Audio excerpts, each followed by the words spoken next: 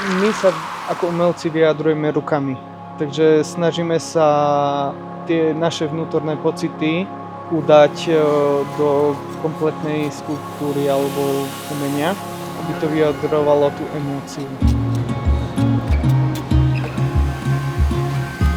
Áno, by som povedal takto, že aby to toho človeka oslovilo, že každý človek si nájde v tom niečo svoje. A my sa snažíme buď výrazom tváre alebo pohybom toho vytvoriť, čo tá socha predstavuje, alebo aká téma je tomu.